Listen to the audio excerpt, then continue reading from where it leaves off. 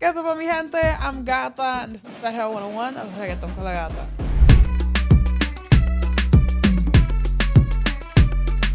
Let's talk about merengue, merengueton. Give me merengueton.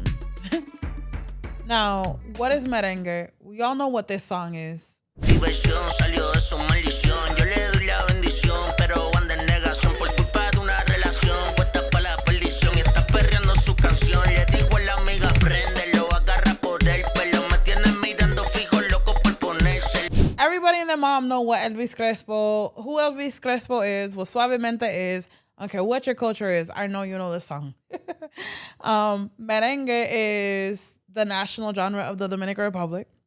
Merengue is a genre where you primarily dance by swinging your hips side to side, kind of like in ballroom format, like you're holding your partner, and in which case it's like a sort of like formal dancing that occurs in the Dominican Republic. It's primarily from the Dominican Republic. Not to be confused with merengue, because merengue is actually coming from Haiti, its neighbor. Merengue, it's a beautiful genre that has a plethora of artists that come from like that sort of world, whether it's artists like Eddie Herrera, Los Hermanos Rosario, Giovanni Polanco, which gets a little bit closer into Perico Ripiao. The names of these merengueros are endless. Olga Tañón, we all know what time it is when it comes to merengue. Now, I want to make this episode because I'm obsessed with the complexities of merengues that exist, the different ways of which Dominican artists have been able to, express themselves on it, and driving it home to the point of merengueton, because how did we get here? Vamos para allá. So in the realm of this music, there's merengue, which sounds like this. Cuando pise tierra dominicana, donde nacen las canciones sentidas, es allá donde tengo mi familia, por allá por la loma de Cabrera. There's Perico Ripiao. That sounds like this. Ay, ahora vengo yo, señores, con un ritmo nuevo. Ahora vengo yo, señores, con un ritmo nuevo. Ay, no se había tocado en el mundo entero. Ay, no se había tocado en el mundo entero. Este es el perrito, como le he apretado. There is Bachata, which sounds like this. Cada vez que yo llegué de madrugada, cada vez que tú por mí te desvelabas, cada lágrima en tu corazón, cada boca que besé y no era la tuya, cada historia que te dije que era absurda, la maldigo hoy, mi amor. And a 4-step instead of a 2, like merengue is. There is, I said merengue, Perico Ripiao, Bachata, Mambo. There's Mambo that sounds like this. Que si hablan mierda de mí, esa no es la manera en que van a subir.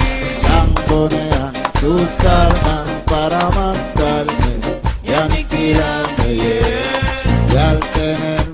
And there is Merengueton that sounds like this.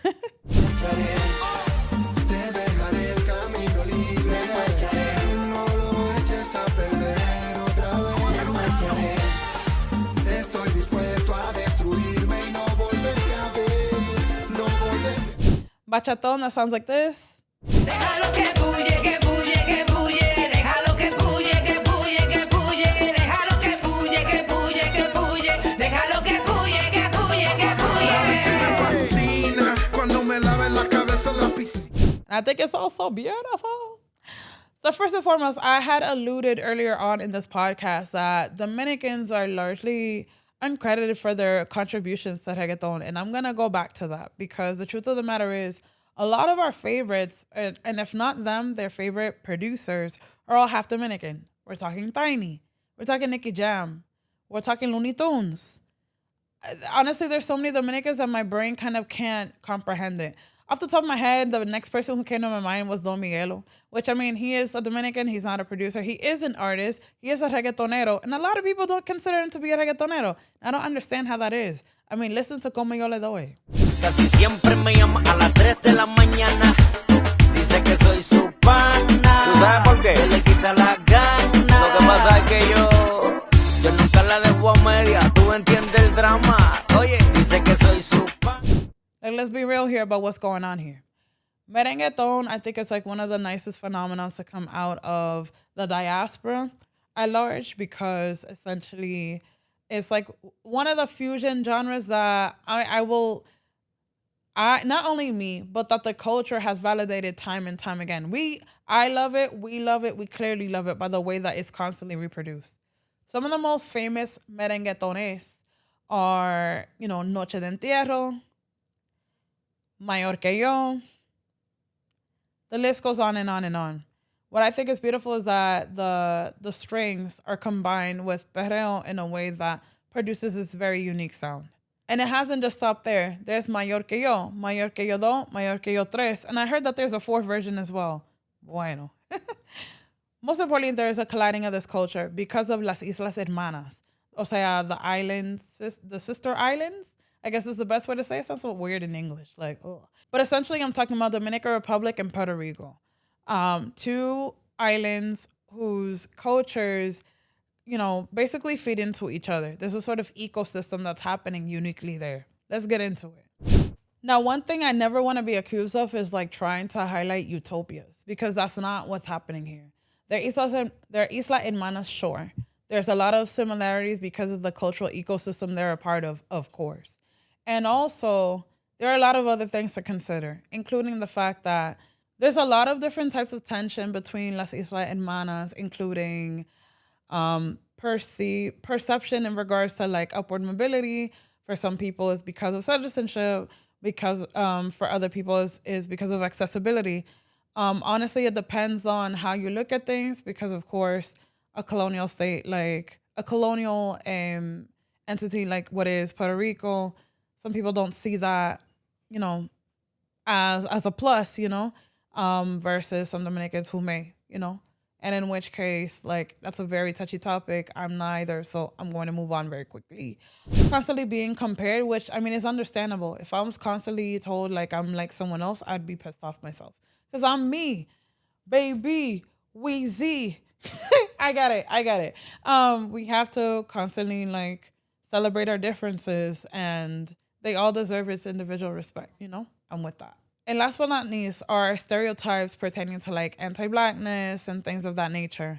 But I don't really want to dwell on this. I want to go back to Merengueton. So vamos para allá. To get further into Merengueton, I want to get into the different merengues that exist. So I want to list to you a couple. Here is La Dueña del Swing. Me gusta ver su delicadeza, una mano en la cintura y otra en la cabeza. Cuando llega al baile, llama la atención y en el escenario ella se roba el show. Baila con su estilo como un figurín. Here's Enamórame by Papi Sanchez. Enamórame, mortifícame, enamórame, apasioname. Yo quiero que me digas muchas cosas, cosas que me lleguen hasta la. And I played it once before. I will play it again. God damn it. We'll play it as many times as we need to. Suavemente by Elvis Crespo. Tus labios tienen suave ese secreto, suave, beso y beso, suave, y no lo encuentro, suave, un beso suave, suave, es lo que anhelo, suave, un beso tuyo, suave, es lo que quiero. They're all pretty similar. They have very similar speeds, but what I love about Dominicans is that they never keep it simple. They like to speed it up, like, we pri. Play me, Vamos a hablar inglés by Fefita La Grande. Vamos a hablar inglés, vamos a hablar inglés, vamos a hablar inglés, vamos a hablar inglés, vamos a hablar inglés.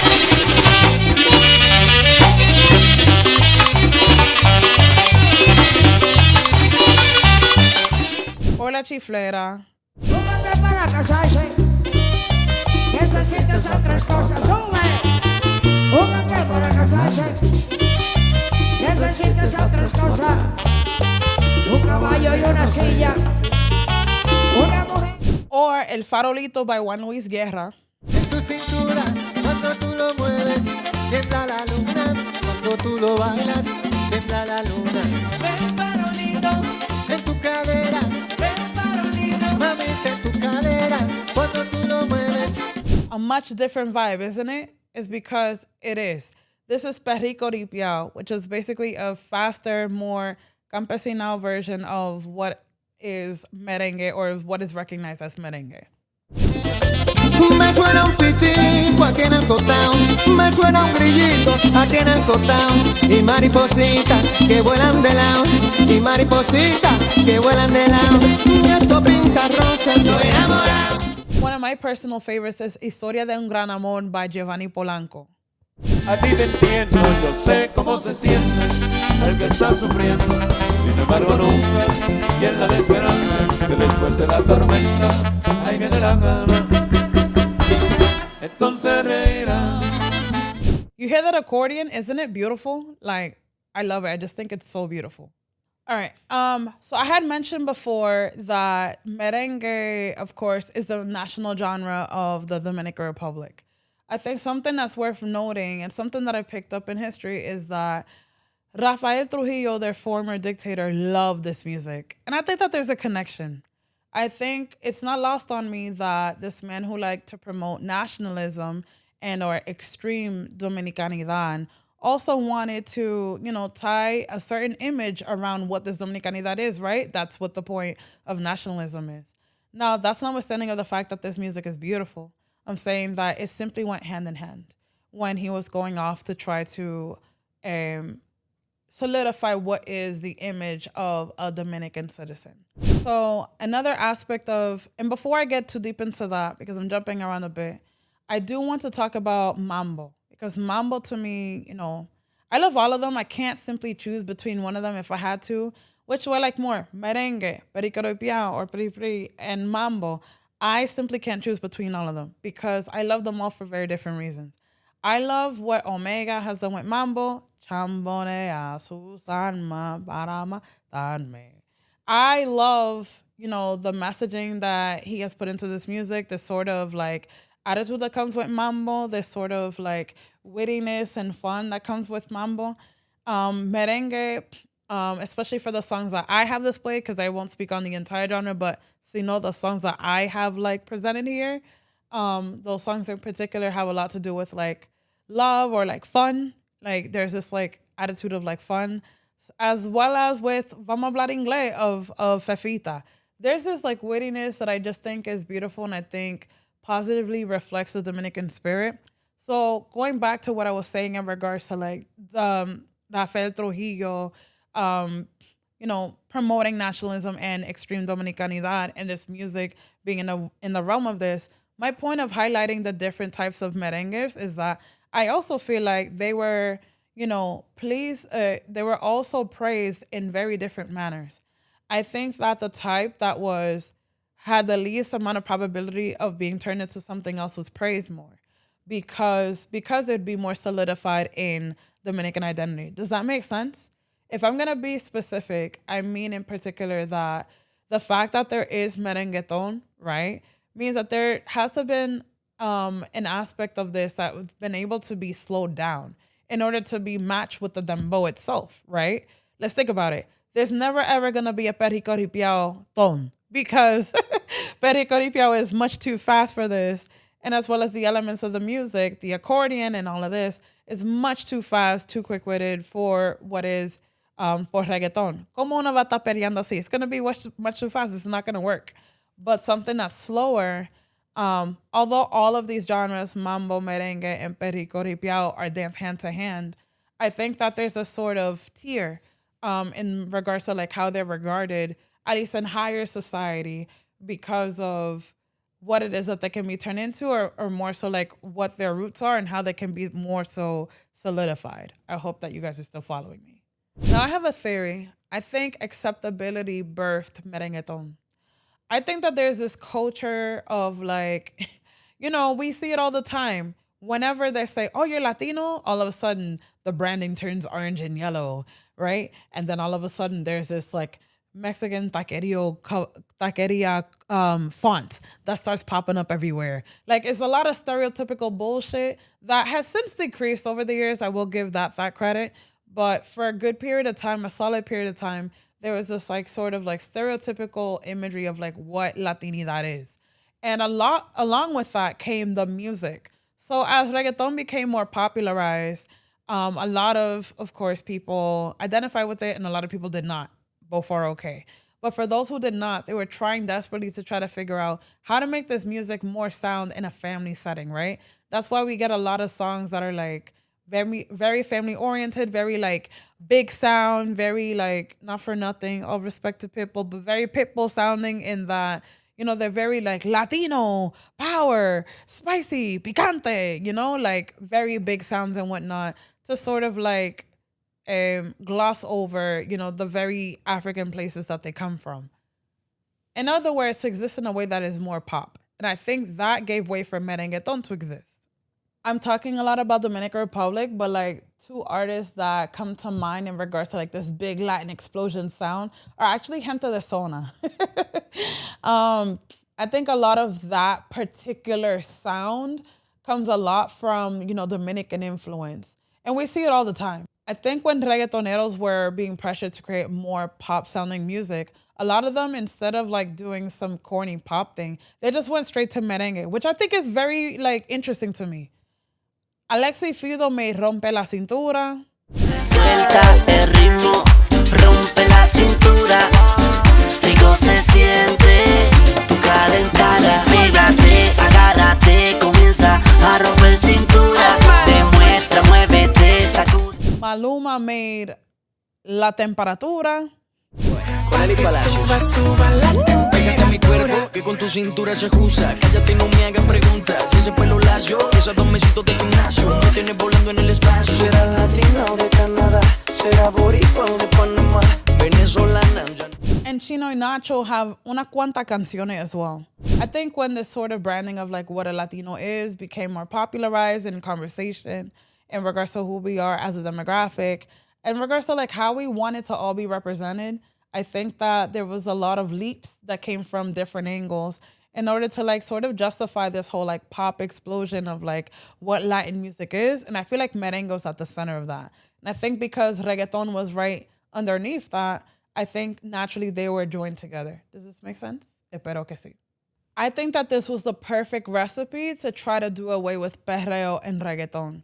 Because the more popularized that this music became, the more like big explosion, big sound, accordion, big guitar sounding that this music came thanks to the merengue influences, the less, you know, likely it was, or the harder it was to really pinpoint where the raíces came from. Because there's this sort of like monotonous sound that basically has taken over the branding of Latinidad and Latinos in this music. Coincidence? I think not.